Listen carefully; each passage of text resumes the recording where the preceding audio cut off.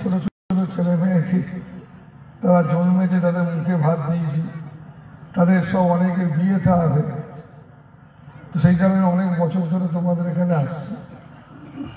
আর আজকে আমার আসার কথা শুনে তোমরা সবাই এসেছো, একসঙ্গে জড়ো হয়েছো, এতে আমি ভীষণ আনন্দ পাচ্ছি এবং তোমাদের সকলকে আমার ভালোবাসা জানাচ্ছি। তোমরা সবাই ভালো থাকো, সুস্থ থাকো, তোমাদের ভালো। আর এই গ্রামের, এই অঞ্চলের এই সমস্ত মানুষকে আমার ভালোবাসা, তারা সুস্থ থাক, ভালো থাক। আর দেখো, আমি ঠিক বক্তা নই। সাধুরা, যারা সাধু, তারা বক্তব্য রাখেন, তারা প্রয়োজনে আছে তোমাদের, মানুষের প্রয়োজনের জন্য কিছু কথা বলে। সেই কারণে আমি তোমাদের প্রয়োজন আছে, আগেও তোমাদের এসে কথা বলে গেছি, তোমাদের উদ্দেশ্যে কিছু বলেছি, আজকেও তোমাদের উদ্দেশ্যে কিছু বলবো। আর যেটা বলবো সেটা তোমাদের ভীষণ দরকার, এটা বলবো, ভীষণ গুরুত্বপূর্ণ। তো সেই কারণে তোমাদের আমি প্রথমেই বলি যে দেখো, এই এত বছর ধরে তোমাদের এখানকার মানুষের সঙ্গে আমি যুক্ত। সেখানে দাঁড়িয়ে একটাই শুধু প্রশ্ন থাকে, তুমি যে আমার সঙ্গে যুক্ত বা তোমাদের এখানে আসছি, তোমরাও এসেছ, তো কি এমন একটা ব্যাপার যেটা তোমাদের কাছে আমারও আসা এবং তোমরাও এত ভিড় করে বসেছ? এর মধ্যে একটা ব্যাপার আছে, কি জানো? ভালোবাসা আছে, একটা প্রেম আছে, একটা ভালোবাসা আছে, একটা প্রেম আছে।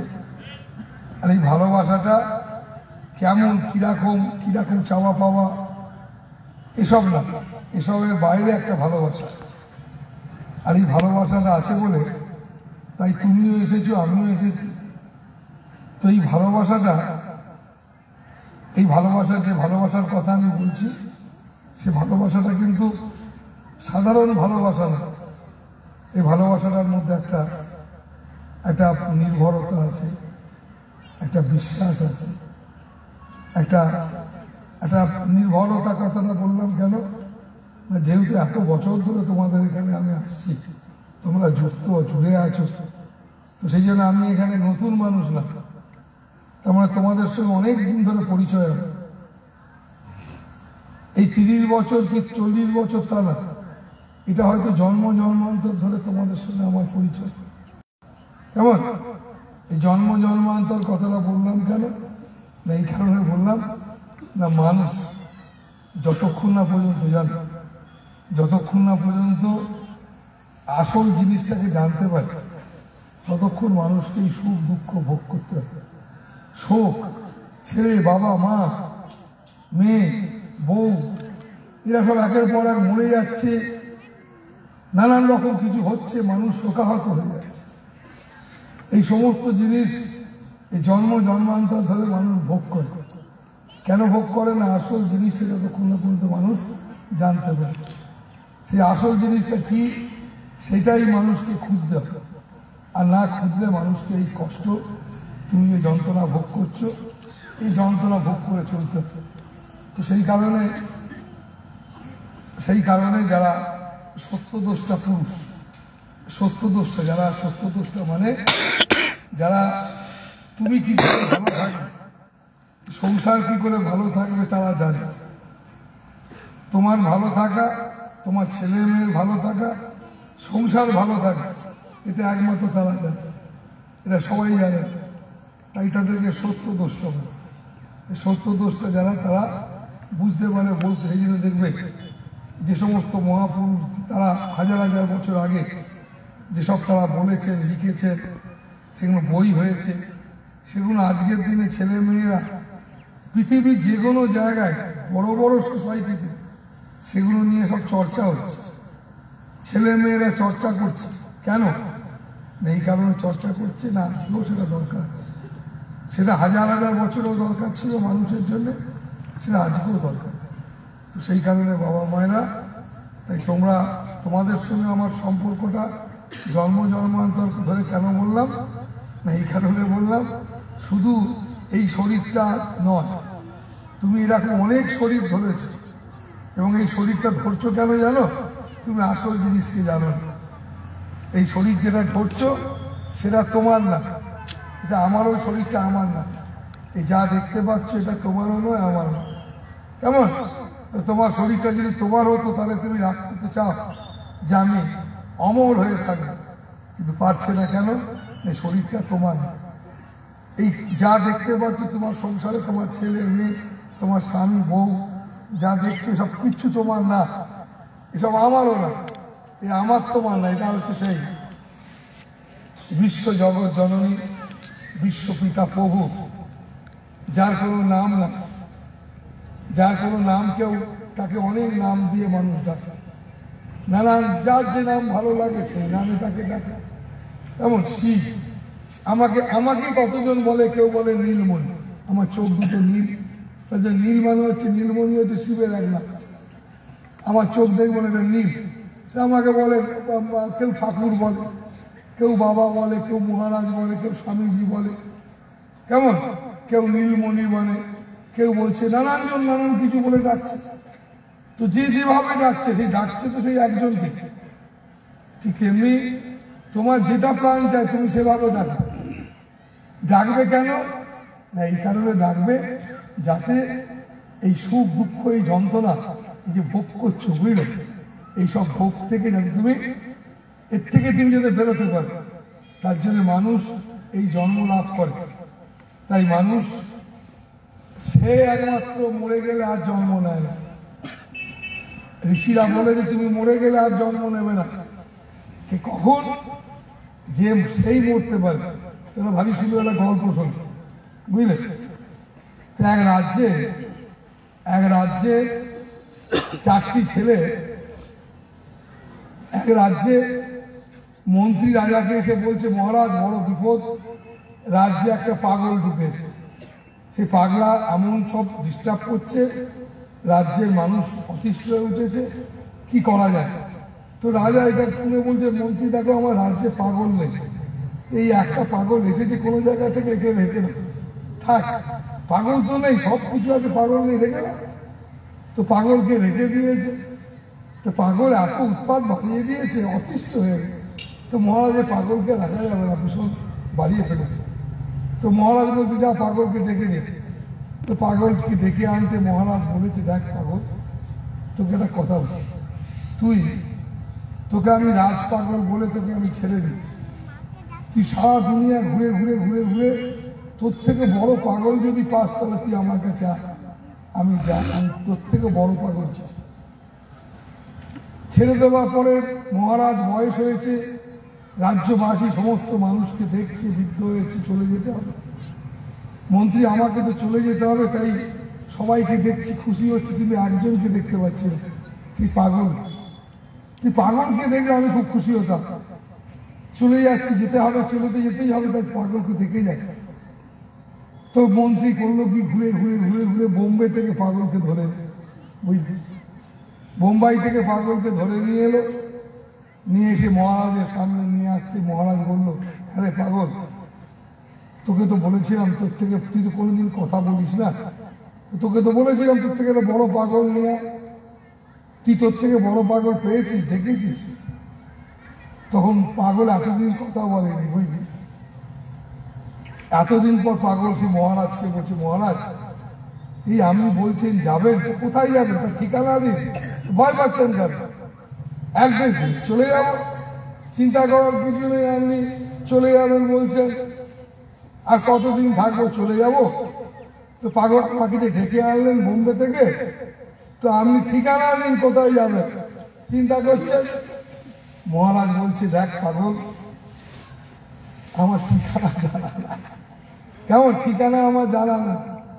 বলছি, সব থেকে বড় পাগল আপনি যাবেন কোথায়, ঠিকানা জানেন না? তো তাই আমরা সব থেকে বড় পাগল জানি, বাবা মায়ের, আমরা কোথায় যে যাবো আমরা তার ঠিকানা জানি। সবাই বলছে যাব, চলে গেলে হাউ হাউ করে কাঁদছে, শোকে ফেটে পড়ছে।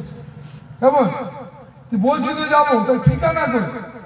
তাই যে মানুষ সাধন ভজন যাই করো, মরতে জানা চায়। কিভাবে মরবে? মরা মানে এই যে মরে পেল সেটা না, আসল মরা মানে তোমার যার যেমন ভাব তার তেমন লাভ। তোমার ভাবনা কেমন, তুমি কিরকম ভাবনা নিয়ে তোমার শেষ নিঃশ্বাস ত্যাগ করবে, সেই ভাবনাটা তোমার কেমন হবে। তো সেই ভাবনা একদিনে তৈরি হয় না, শিশু বয়স থেকে তৈরি হতে হবে, বাচ্চা থেকে। তাই তাকে বলে সংস্কার, ভালো সংস্কার। ভালো সংস্কার মানে যে মানুষের মধ্যে একটু একটু একটু একটু করে উদারতা জাগে, যে মানুষের মধ্যে প্রেম জাগে, যে মানুষের মধ্যে সংযম এই গুণ সেটা জেগে ওঠে, তাকে বলা হয় সংস্কার, ভালো সংস্কার। তোমার ছেলে তোমার মেয়ের মধ্যে যদি, তোমার মধ্যে যদি ভালো সংস্কার থাকে, তোমার বাড়িতে কোনোদিন অশান্তি হবে না। কেন হবে না জানো? তোমাদের সংস্কারটা ভালো। সংস্কারটা ভালোর জন্য তোমাদের মধ্যে ত্যাগ আছে, সংস্কারটা ভালো বলে তোমার মধ্যে সংযম আছে। এই সংযম থাকার জন্য কি হয়েছে? সংযম থাকার জন্য তোমার বাড়িতে সন্ধ্যেবেলায় শুকনো রুটি একটুখানি ডাল হয়েছে, তা দেখে তুমি কেঁদে, হে ভগবান, আমি শুকনো রুটি আর ডাল খাবো, আমার পাশের ঘরে মাংস খাচ্ছে, তুমি এই নিয়ে দুঃখ করছো। তখন তুমি দুঃখ, তোমার ভালো সংস্কার নয় বলে তুমি দুঃখ করছো। আর যদি তোমার সুসংস্কার, ভালো সংস্কার থাকে, ভালো সংস্কার মানে মানুষের সংস্কার, মানুষের মধ্যে, তাহলে তুমি কি ভাববে? তুমি ভাববে, ও প্রভু আমাকে ডাল রুটি জুটিয়ে দিয়েছে, অনেকে এখনো পাইনি, এই ডাল রুটি এখনো অনেকে পাইনি, তুমি আমাকে দিয়েছে জোগাড় করতে, এটা আমার কাছে পোষাক, এটাকে আমি ধন্য মনে করে গ্রহণ করব। যদি তুমি ধন্য মনে করে গ্রহণ করো, ওই ডাল রুটিটাই, পাতলা ডালটাই তোমার কাছে খুব পোষাকের মতো তৃপ্তি লাগে, তাহলে নিশ্চিত তুমি একদিন এক মাংস খাবে বা মিষ্টি খাবে তা না, তুমি একদিন অনেককে মাংস মিষ্টি দিয়ে খেতে পারবে। কেন বলো তো? না, তুমি যেটা পেয়েছো তাতেই তুমি তৃপ্তি না, খুশি না, তুমি এর থেকে আরো খুশি চাইছো। তুমি যেটা পেয়েছো তাতে খুশি না, তুমি এর থেকে বেশি চাইলে তুমি কি ভাবলে খুশি হবে? তুমি তাতেও তুমি অতিপ্ত, তোমার হয়ে যাবে, তোমার অভ্যাসে অতিপ্ত থাকে।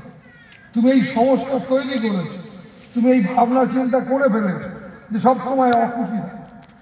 সেই কারণে বাবা মায়েরা ভালো সংস্কার তৈরি করো। ধর্ম আচরণের ব্যাপার, ধর্ম ধূপ ধুনো ফুল বেল পাতার জিনিস না। তবে আমরা ফুল বেল পাতায় যে দুর্গা মায়ের পুজো এসব করলাম না, এসব করলাম কেন না, এই কারণে করলাম, যবে থেকে আমরা দুর্গা মাকে নিয়ে আসছি তবে থেকে আমাদের মন মায়ের দিকে চলেছে, আমাদের মন আজে বাজে দিকে ঘুরে বেড়ায়। তাই বাড়িতে নারায়ণ পুজো দিয়েছি, কালকে নারায়ণ পুজো হবে, বাস নাম সংকীর্তন হবে, 5 জন মানুষ আসবে, পুজো হবে।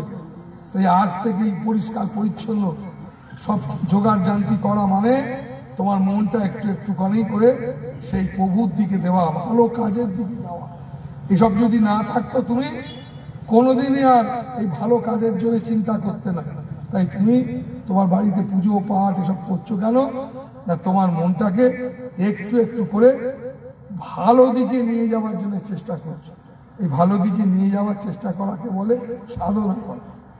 তো তাই তোমরা এই যে পুজো পাঠ এসব করছো, এই যে আজকে আমি আসছি, অনেক বাবা মায়েরা তোমরা সবাই না, আজকে দেবানন্দ বাবা আসবে, গুরুদেব আসবে, দর্শন করো, প্রণাম করো, তোমার মনে জাগছে, তারপরে তোমার মধ্যে এই পুজো শুরু হয়ে গেছে, মানে তোমার মধ্যে গুরু চিন্তা শুরু হয়ে গেছে, ঈশ্বরের চিন্তা শুরু হয়েছে।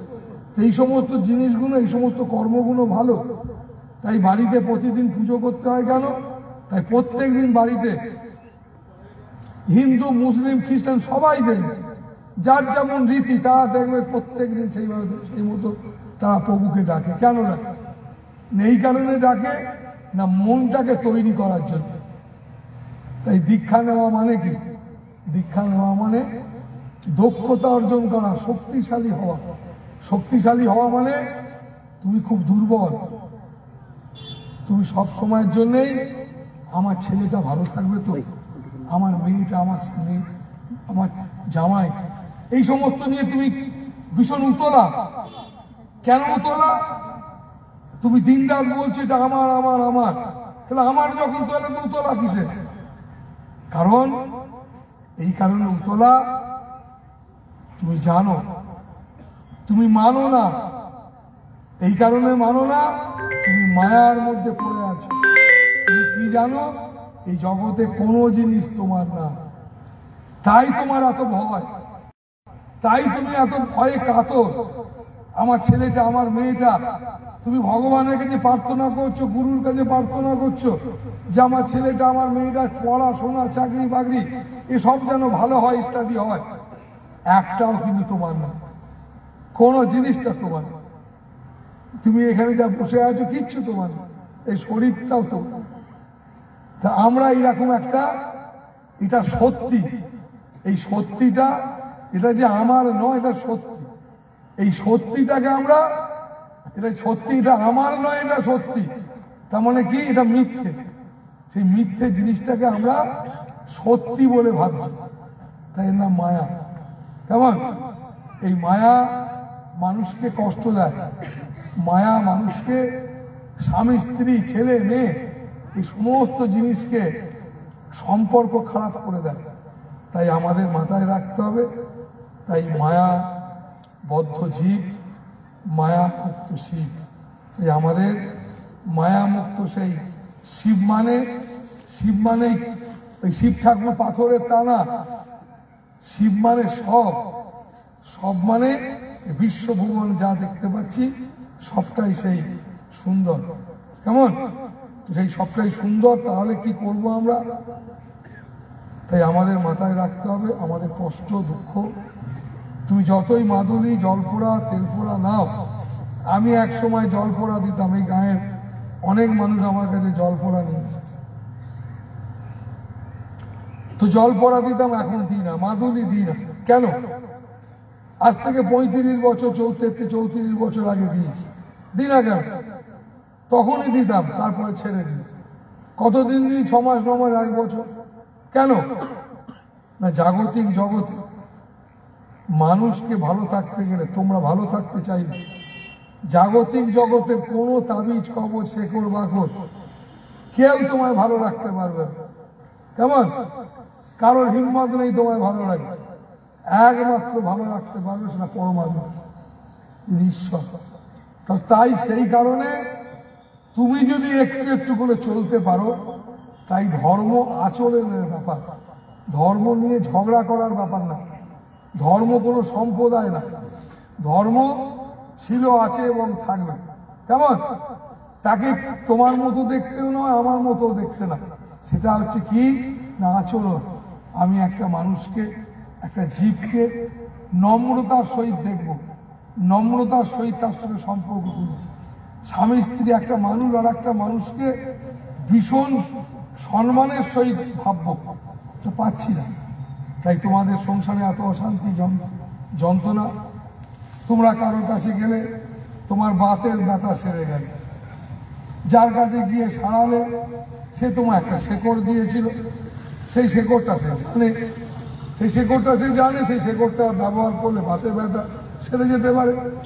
এই শেকড়টা তো ও তৈরি করেনি, কিন্তু শেকড়টা আছে, তুমি জানো, আমি জানি না, ওই লোকটা জানে। তাই ওর কাছে গিয়ে তুমি বাতের ব্যথা সারলে, তো খুব ভালো কথা।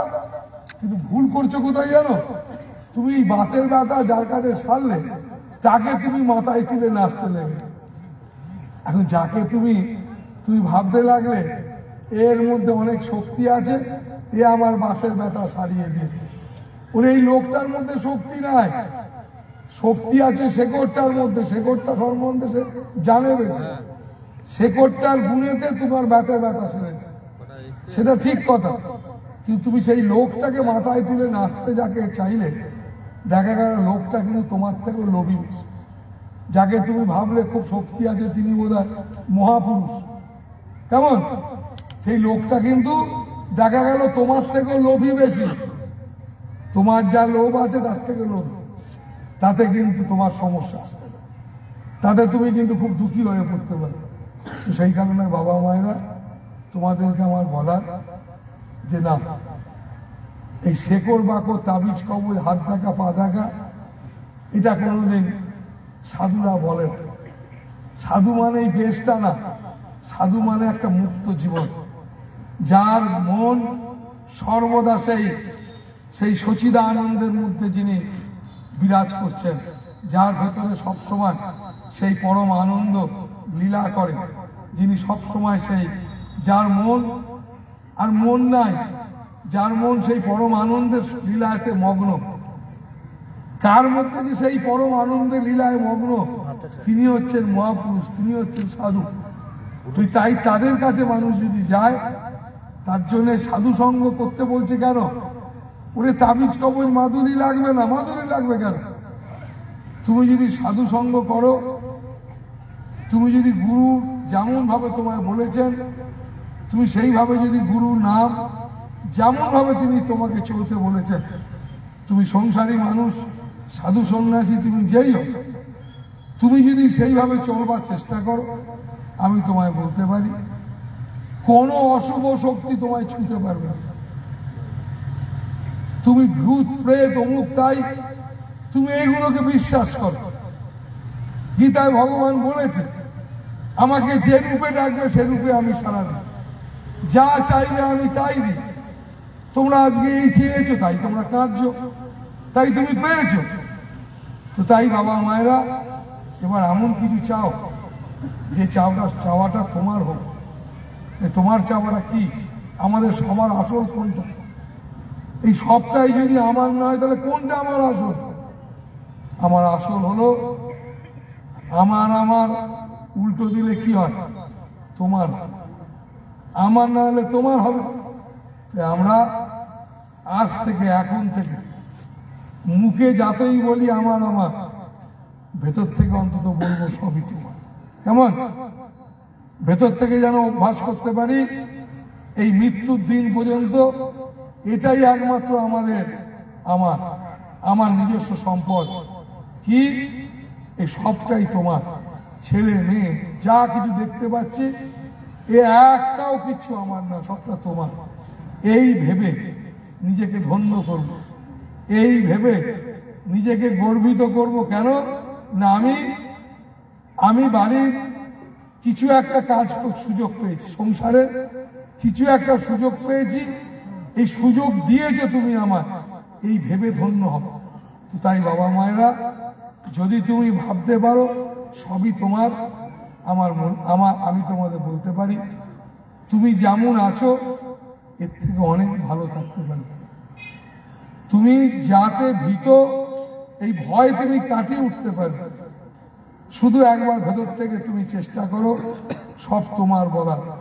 তুমি একদিনে পারবে না,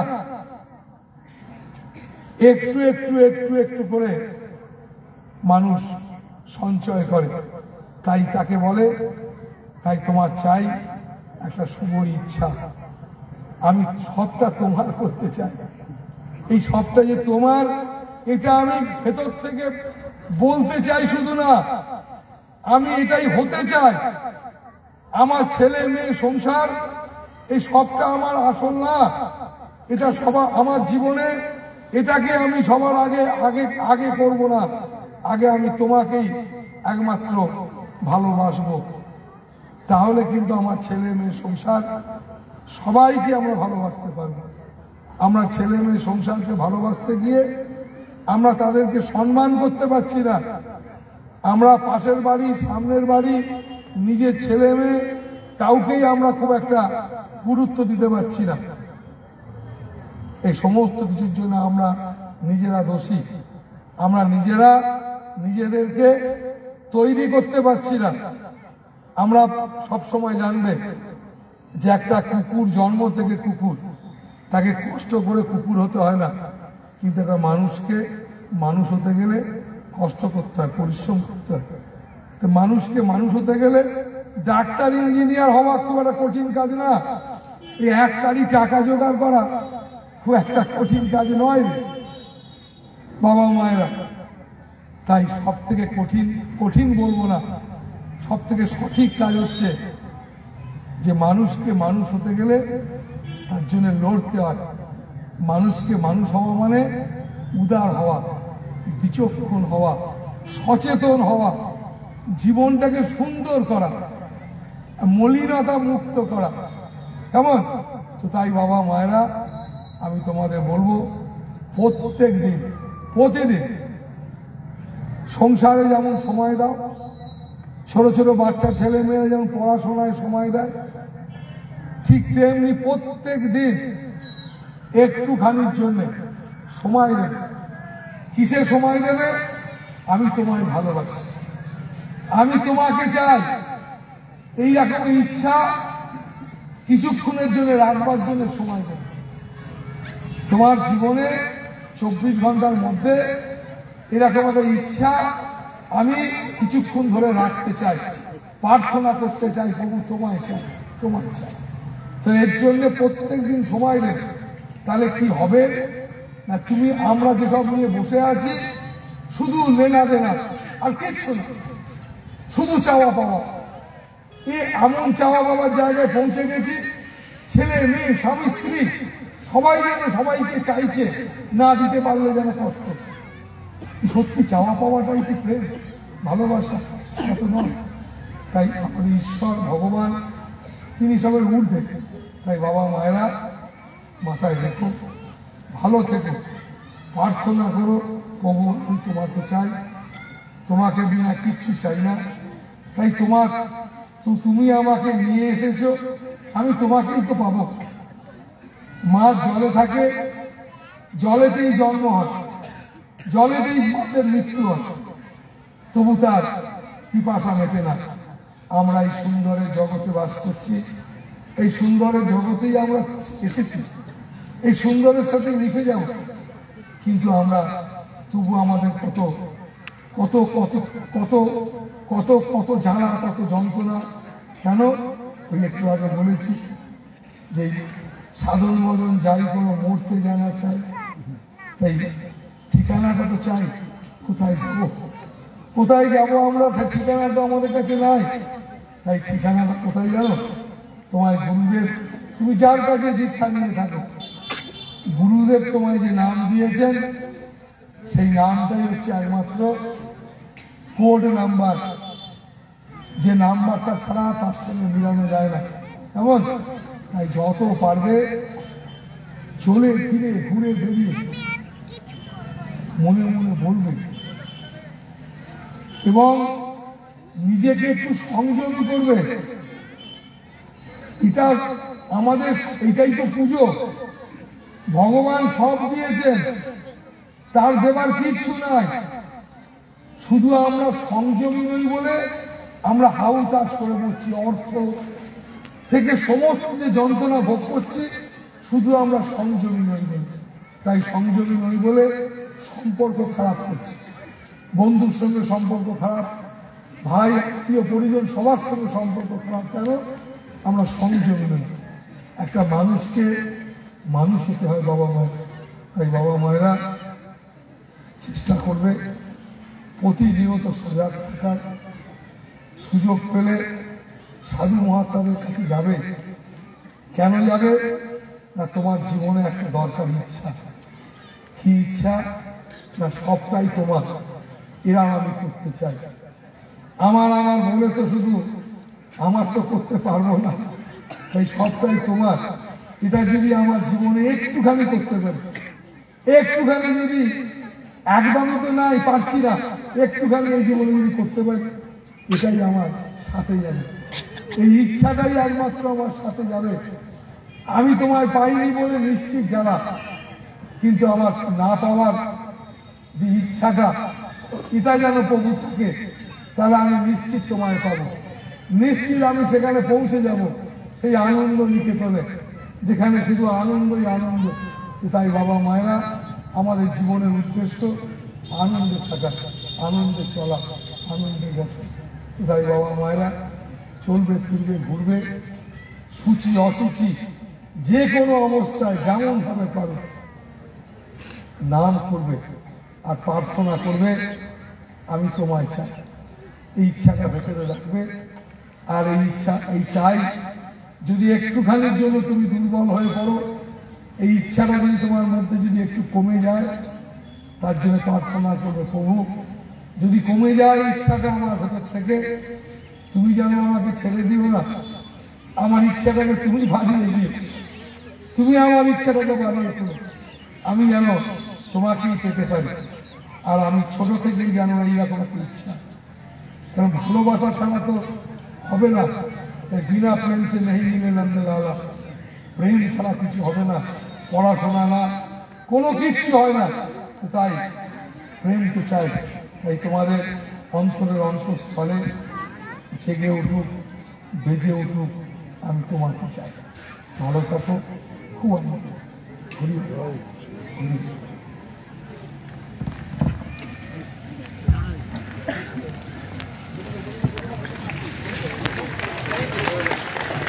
ওম নমো নারায়ণ।